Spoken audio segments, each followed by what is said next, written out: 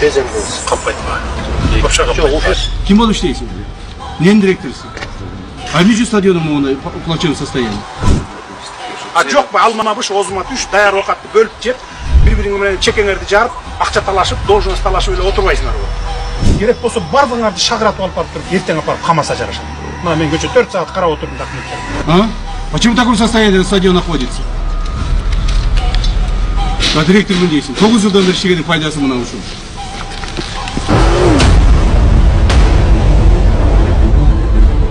Bir günde oңдоп берет элек кой. Bir günde өзгөртүп берип атабыз. Болот беле ушуну кылсаңар. Неге иштебейсиңер? Иштебей жүрөсүңөр.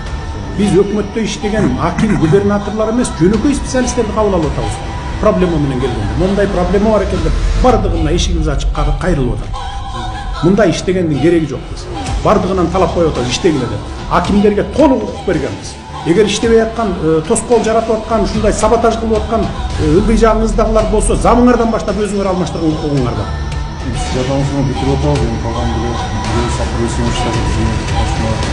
Бүтүрбөй эле койгула, болду. Бошсуңар өкмөт. Кызматтан бошойсуңар, ажыңар жазып бериңиз. Кафени сынас этип туруп, мамлекетке кайтарасың. Макулбу? Алмаз Кушпакович, 1 миллиард сом бөлүп беребиз. Бүгүн 30 миллион сомду кредит берип коюп, ошо ойдон отурат экенбиз. Дагы деле берели экенбиз. Кайсы акчага келишим түзөт анан калган 90% заводдор менен. Кайсы акчага, Алмаз Кушпакович? Айтыңызчы. Bir cuma vakit, keyinki 5-ci günü şu жерден эгерде мамлекеттик формация деге Кыргыз формация мамлекеттик ишканасы 1 миллиардты колуна албаса, бардыгыңар арыз жазып келесиңер мага.